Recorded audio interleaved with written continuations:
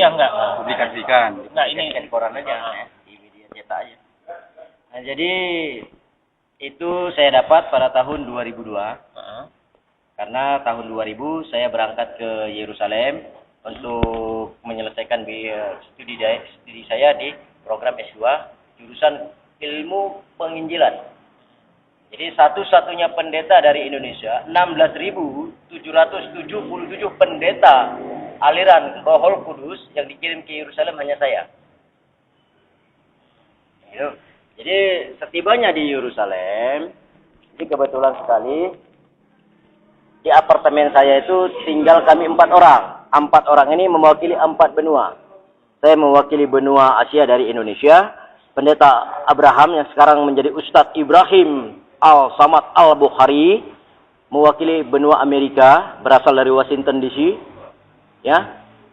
Pendeta Nicholas dari Yunani mewakili benua Eropa, dan pendeta Samuel dari Kamerun mewakili benua Afrika. Alhamdulillah mereka bertiga sekarang sudah menjadi pengikut Islam jauh sebelum saya menjadi seorang muslim.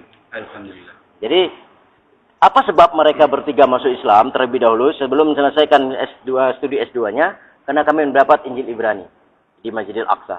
Jadi di Masjidil Aqsa itu di bawah di khutbah ya, di kat mimbar itu ada terowongan. Di situ tersimpan segala pustaka tua dari mulai Zabur, Taurat, Injil, dan Al-Quran yang ditulis oleh para sahabat pada waktu itu ya.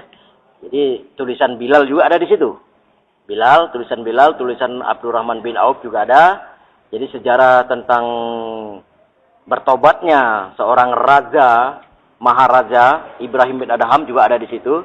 Jadi setelah kami mengacak-ngacak pustaka tua di Masjidil Aqsa itu, dapatlah salah satu kitab tua yang ditulis di atas daun-daunan. Ya, dan kulit kayu ya. Di situ berbahasa Ibrani yang semua isinya 425 ayat. Salah satu ayat itulah yang membuat ketiga pendeta tadi berbalik 180 derajat. Apa isinya? Di ayat yang ke-415 Nabi Isa berkata, "Aku bukan Mesias." Jadi pengertian Mesias dalam bahasa Ibrani adalah Tuhan yang menciptakan alam semesta. Dan aku bukan Eli. Aku adalah Isa. Aku bukan Yahya. Aku adalah Isa putra Maryam. 1500 tahun setelah terangkatnya aku ke atas langit, maka akan lahirlah seorang anak yang bernama Ahmed. Dia lahir pada tanggal 12 Rabiul Awal, tahunnya tahun gajah, harinya hari Isnin, waktunya menjelang fajar. Dialah awal, dia lahir. Dan aku tidak akan pernah mati sebelum aku menjadi umatnya Ahmed. Kelak aku akan turun ke dunia ini bersama dengan seorang pemuda tampan yang berusia 17 tahun. Aku turun di salah satu negeri di Menara Putih, negeri Damaskus.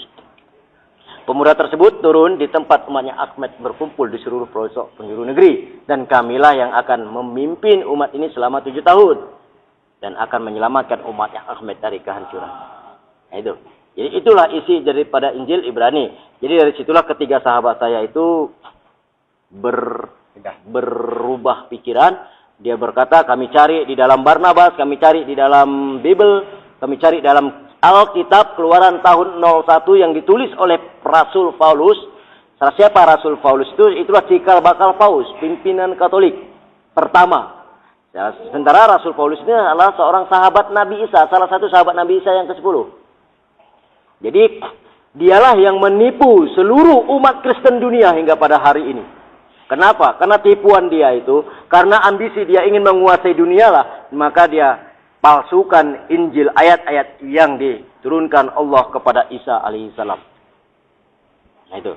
Jadi setelah mereka bertiga pulang dan mereka resmi masuk Islam di Masjid Masjidah, tinggal saya.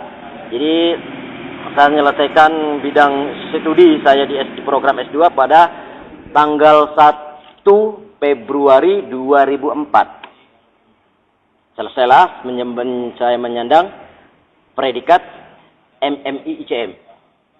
Jadi itu MMI ICM itulah predikat pendeta internasional. Jadi MMI itu Predikat Pendeta Internasional, ICM itu ahli sejarah dalam kitab. Itulah gelarnya itu kan. Nah, jadi setelah saya pulang ke Indonesia, pada waktu itu saya masih warga negara Timur Leste. Ya. Nah, saya warga negara Timur Leste. Hingga pada detik ini saya masih tetap warga negara Timor Leste ya. Berarti ini masih pakai paspor? Masih pakai visa. Visa ya? Visa. Ya. Jadi visa lain, visa kita dengan visa negara luar berbeda ya. Ya. Karena visa Timor Leste dengan Indonesia ini masih ada permudahan. Jadi pada tanggal 15 Maret 2004 itu saya pulang ke Indonesia pada tanggal 10 Maret 2004 saya ke Dili ya. Dili Timur karena waktu itu sudah lepas dari Indonesia. Dari Dili saya 1 hari langsung terbang ke Bali ke tempat orang tua, ke tempat ibu kandung saya, asal ibu kandung saya. Di situ saya tanggal 14 saya dipanggil untuk mengikuti musyawarah internasional Gereja Aliran Roh Kudus yang diadakan di Yogyakarta. Jadi pada waktu itu ditunjuklah saya sebagai ketua misionaris untuk Aceh. Untuk Indonesia wilayah barat khususnya Aceh. Jadi saya mengenal Aceh itu bukan karena tsunami itu belum ya. Konflik. Bukan karena konfliknya, bukan karena sumber daya manusianya dan sumber daya alamnya.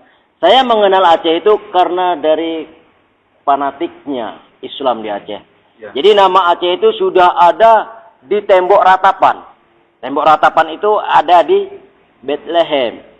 Jadi di situ tembok ratapan, di situ juga Masjidil Aqsa ya.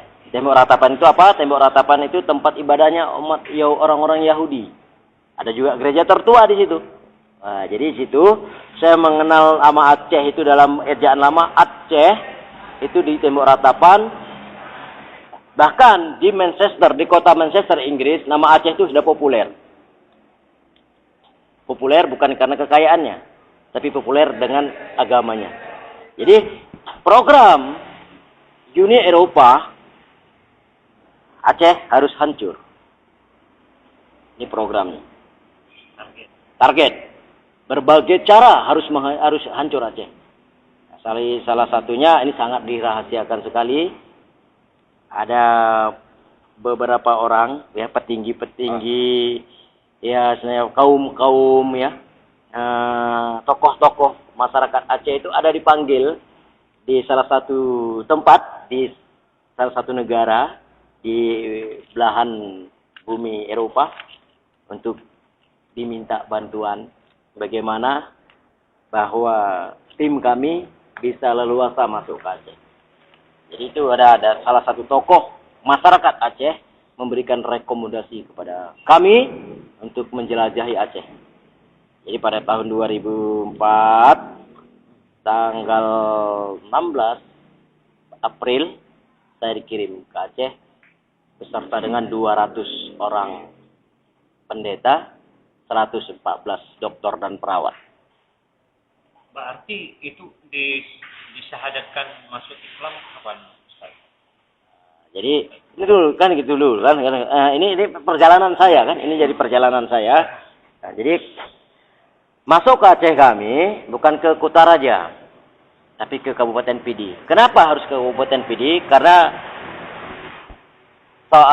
seorang putra Kabupaten Pidi lah yang menjadi pendeta, penunjuk jalan bagi kami. Ya. Karena dia seorang pendeta ya. Ya. Dia seorang pendeta berasal dari Padang Tizi. Ya. Bernama jadi, siapa? Nama aslinya kalau tidak salah saya Tengku Muhammad Zaini, tapi nama baptisnya Pendeta Yohanes Mahmud.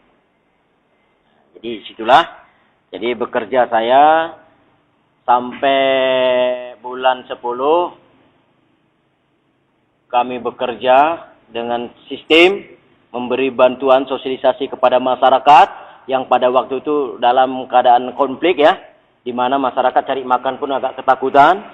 Dan disitulah kami memberikan bantuan-bantuan secara gratis, secara cuma-cuma kepada masyarakat yang sementara pada waktu itu rakyat Aceh dalam keadaan ketakutan. Siapapun tidak ada yang mau peduli dengan rakyat Aceh. Jangankan kepada TNI Polri, dengan bangsa sendiri pun selalu ditindas. Salah satunya pajak Nanggro. Itu penindasan sebenarnya. penindasan, pemaksaan sebenarnya itu pajak nanggro pada waktu konflik ya. Jadi disitulah kami masuk. Istilahnya kami masuk dengan lambang tali kasih. Sambungan dari tali kasih itulah embun penyejuk di tengah kekeringan. Itulah kami. Jadi dengan belas kasih yang kami berikan kepada masyarakat Pidi pada waktu itu, ada 16 orang yang murtad. Jadi 10 perempuan, 6 laki-laki. Jadi setelah mereka murtad itu belum kami baptis. Cara baptisan air belum, baptisan roh sudah. Malam pas tanggal 25 Desember kami mengadakan perayaan Natal di salah satu tempat di Banda Aceh. Malamnya kami mengadakan pesta di salah satu makam orang yang sangat dikeramatkan di Aceh, itu Syah Kuala. Yang beserta dengan anggota-anggota BRIMOB ya. Betul. Pada waktu itu kami bakar babi, 2 ekor babi dengan kayu bakarnya 40 Al-Quran. Jadi singkat cerita, waktu tsunami, di saat Masjid Ulele mengumandangkan as-salatu khairu minan naum, disitulah saya membaptis ke 16 orang pendeta dengan nama Tuhan Yesus. Jadi waktu gempa itu datang, kami tetap berdoa, tidak ada yang kocar-kacir. Begitu juga tsunami itu datang. Jadi alhamdulillah Allah menyelamatkan saya di atas Masjid Ulele. Jadi ke 16 orang itu beserta rekan-rekan saya habis. Jasadnya nggak saya ketemu hingga pada detik ini. Jadi proses perjalanan saya di Islam bukan dari situ saya masuk Islamnya, enggak. Nah, bukan dari situ. Dan bukan karena membaca Injil Ibrani, bukan. Bukan. Nah, jadi pada tahun ini singkat ya, pada tahun 2006 kebetulan pada waktu itu ada perayaan Natal Ukum ini, perayaan Natal Akbar yang diadakan oleh aliran Gereja Roh Kudus di Medan. Jadi pada waktu itu saya sebagai pembawa lagu puji-pujian, keluarga besar saya yaitu ayah saya sebagai pembawa khutbah firman Tuhan, adik-adik perempuan saya sebagai pemain musiknya. Jadi pada waktu 2006 itu ya, malamnya malam siangnya tanggal 25, malamnya kami merayakan Natal Ukum ini itu, disitulah ada satu kejadian yang sangat membuat malu orang tua di forum gereja ya. Kenapa? Karena pada waktu itu yang saya nyanyikan seharusnya ini dengan kesadaran saya menyanyikan ku mau cinta Yesus, namun didengar oleh 20.000 jemaat di dalam gereja tersebut, bukan ku mau cinta Yesus. Jadi di saat lagi nyanyi itu ribuan botol-botol air mineral itu terbang ke arah saya. Jadi pada malam itu jam 10 gereja ribut. 20.000 jemaah bangkit berdiri.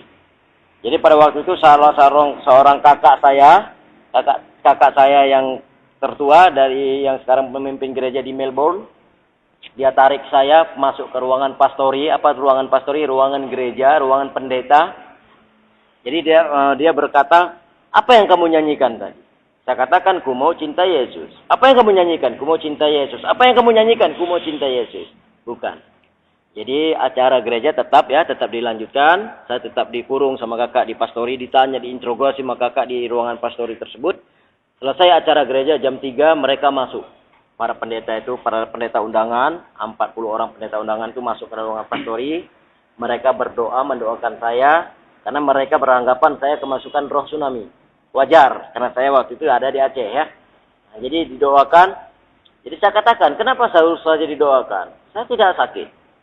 Tidak ada roh kegelapan yang ada pada diri saya. Tidak ada setan yang masuk ke dalam tubuh saya.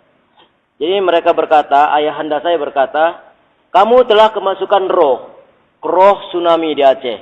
Karena kamu telah membuat malu Tuhan Yesus di hadapan para jemaat.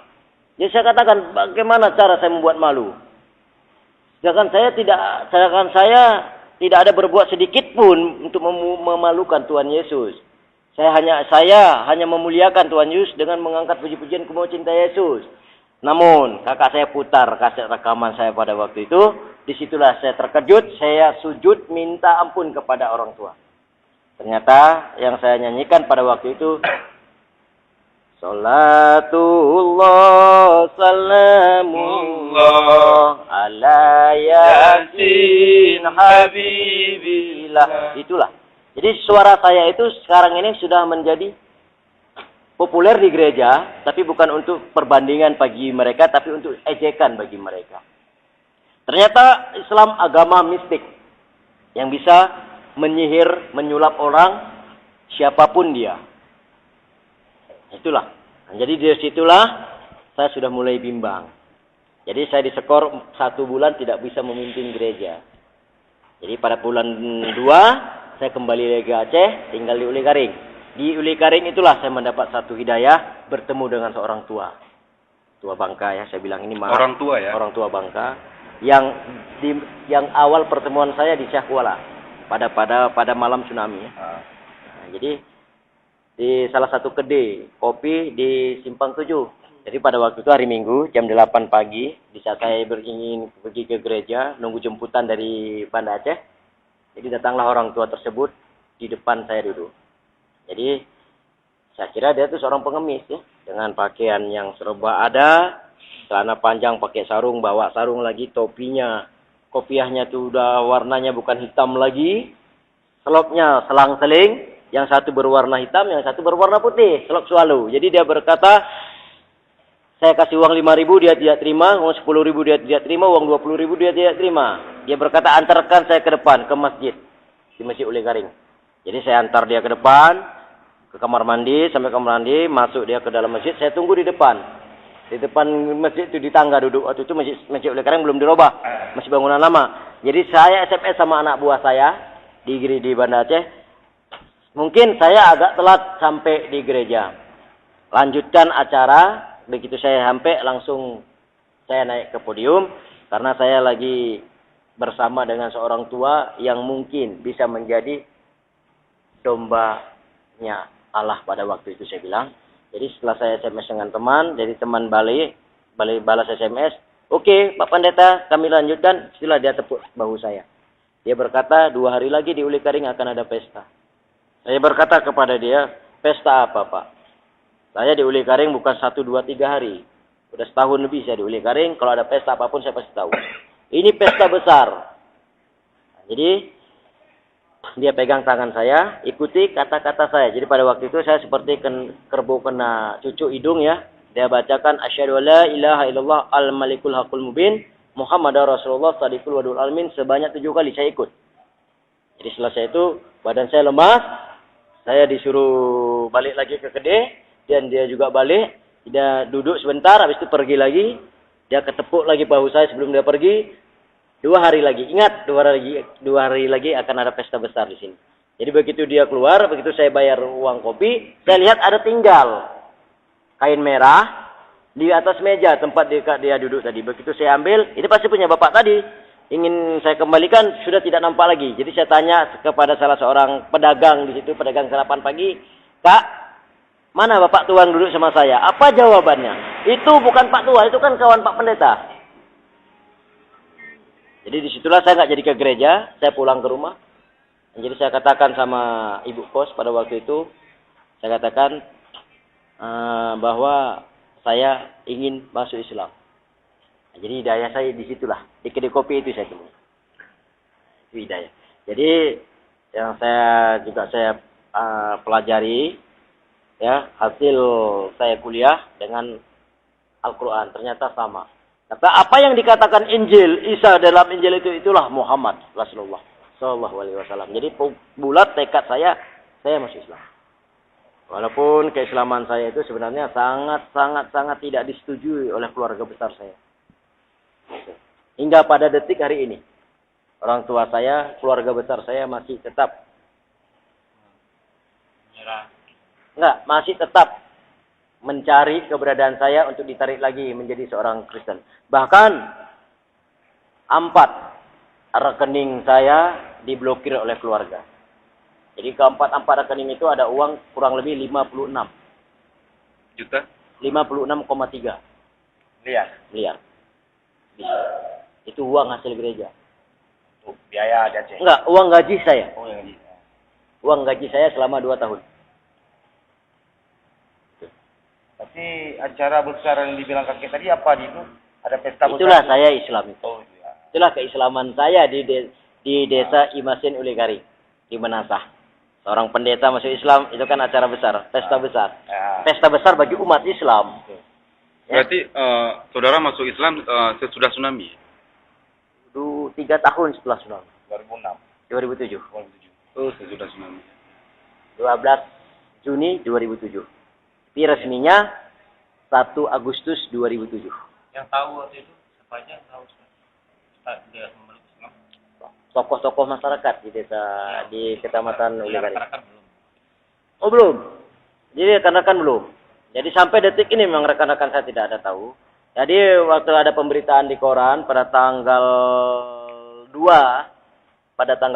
Agustus ya.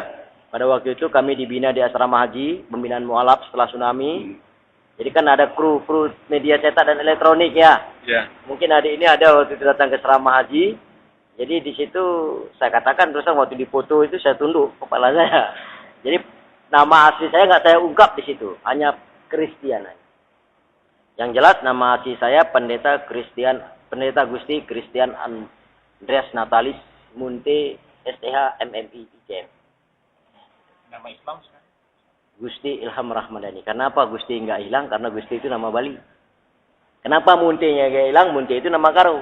Jadi bapak saya Bali, bapak saya Karo, saya lahir di Timur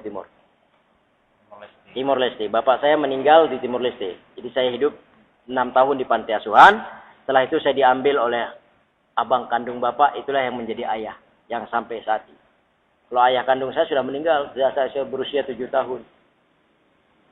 Ibu saya meninggal di saat saya berusia 9 tahun. Oke.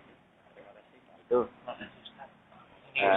Jadi saya mau tapi yang Injil revisi sekarang nggak ada yang 415 ayat itu udah diubah ya? Jadi Injil itu dihilangkan pada tahun 350 sebelum Masehi. 350 sebelum Masehi. itu udah dirubah. Itu sudah dikumpulkan seluruh Injil-Injil yang asli di seluruh pelosok penjuru negeri, dibakar, abunya dibuang ke Laut Merah. Maka Laut Merah itu airnya berubah. Tidak lagi merah, tapi berwarna hitam karena endapan abu-abu Ibrani. Setelah pembakaran Injil Ibrani, maka ada musyawarah. Pada waktu itu pertemuan para ulama ya, baik dari suku Parisi, dari suku Sadusi, dari suku Syiah ya. Itu dibentuklah, keluarlah satu perjanjian Barnabas yang disebut dengan populernya Injil Barnabas. Itu bukan Injil. Injil tetap satu, berbahasa Ibrani. Jadi Injil Barnabas ada memakai 3 bahasa, bahasa Rom, bahasa Inggris, bahasa Yunani. Karena Injil Barnabas itu hampir sama isinya dengan Injil, maka dikumpulkan, dibakar lagi. 7 tahun kemudian dibuatlah suatu pertemuan, yaitu pertemuan Bible, maka keluarlah dekret Bible, perjanjian Bible. Itu bukan yang dipopulerkan menjadi Injil Bible. Injil tidak ada Bible, tidak ada Injil Barnabas, yang ada hanya Injil.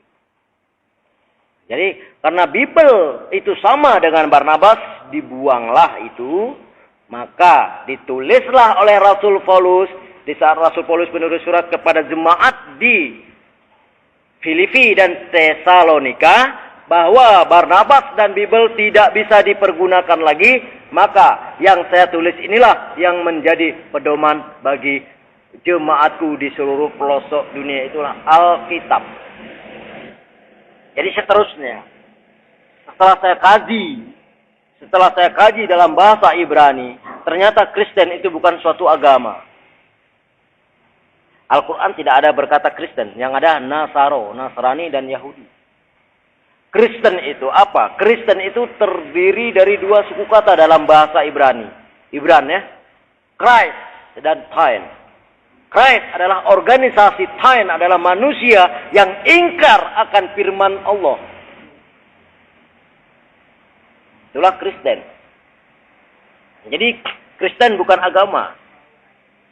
Kristen organisasi sekelompok manusia yang ingkar akan firman Tuhan. Kalau dalam Islamnya aliran sesat seperti Melata Abraham, itu ingkar kepada Al-Quran dan Al-Hadis. Itu. Nah itulah di situ. Jadi saya masuk Islam tidak ada paksaan apapun. Yang hidayah kata mimpi-mimpi itu tidak ada seperti mualaf-mualaf yang lain. Karena saya nggak pandai ngarang cerita ya. Ketemu ini, ketemu itu saya nggak. Saya terus terang keislaman saya karena uji teknologi yang telah saya dapat. Tadi menyebutkan orang tua itu. Kira-kira menurut firasat saudara siapa orang tua itu? Setelah saya resmi menjadi seorang muslim, saya ada duduk di salah satu kecamatan di Kabupaten Pidi, itu Kecamatan Tangsi. Disitulah saya baru tahu siapa orang tua itu yang sesungguhnya. Itulah Ibrahim Wela, almarhum Abuya Ibrahim Wela. Jadi kalau menurut saya dia tidak meninggal. Karena hingga pada hari ini juga dia selalu datang kepada saya setiap malam Jumat. Itu memberikan pencerahan-pencerahan kepada Islam. Jadi maaf, saya bisa belajar sembahyang, bisa belajar berdoa, itu dari beliau. Bahkan ada beliau kasih doa kepada saya, doa yang bisa menyembuhkan segala jenis penyakit, baik penyakit jasmani dan penyakit rohani. Apa itu doanya? Bismillahirrahmanirrahim 7 kali. A'udzu bi'izzatillahi wa qudratihi min syarri ma'azidu wa uhaziru. Allahumma rabba anas azid al-ba'as isyifi wa anta asyafila sifauka syifan la yuhadir sagaman. A'udzu billahi samil alimi minas syaitonir rajim. Rabbi a'udzu bika min hamazati sayatin wa jubika rabbi ayahdurun. Wa ma tuqaddimu li anfusikum min khairin tajiduhu indallahi wa khairu azma ajra wastaghfirullah innallaha ghafurur rahim. Jadi saya tidak ngomong berlebihan, ini demi Allah. Saya bilang ini kita cerita di rumah Allah. Ini menatah. Jadi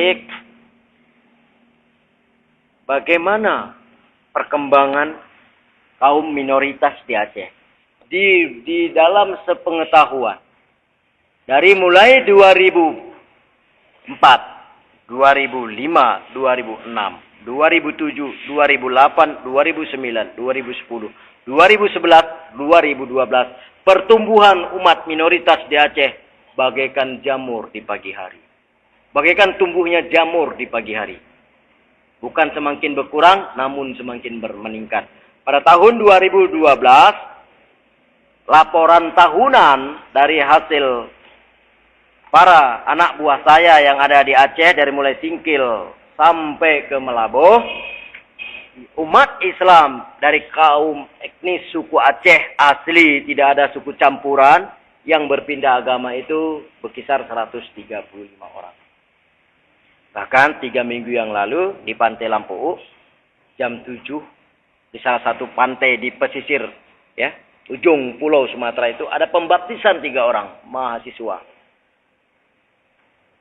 yang berasal dari barat, selatan, dan Aceh Lausa, yaitu Kota Sari. 2013. Jadi program-programnya, waduh, sangat tertutup rapi sekali permainan mereka. NGO, LSM itu adalah bagian daripada mereka. Untuk program hasil rapat kami di Medan kemarin untuk 2013 sampai 2018, pihak minoritas, yaitu misionaris, ini beda dengan Kristen yang lain. Kristen misionaris adalah Kristen aliran Roh Kudus. Sementara Kristen Katolik dan Protestan biasa itulah aliran Ortodok. Mereka tidak punya misi. Yang punya misi adalah aliran Roh Kudus. Itu kami. Banyak gereja aliran Roh Kudus itu banyak cabangnya. Jadi pada tahun 2013 salah satu program bagi orang-orang misionaris yang pertama sekali menghancurkan dayah tradisional. Jadi yang kedua bantuan kemanusiaan di sini.